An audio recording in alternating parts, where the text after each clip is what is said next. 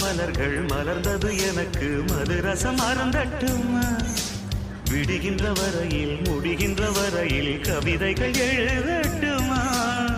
முத்தம் என்ற கடலில் முத்து குளிப்போமா அழகு அழகு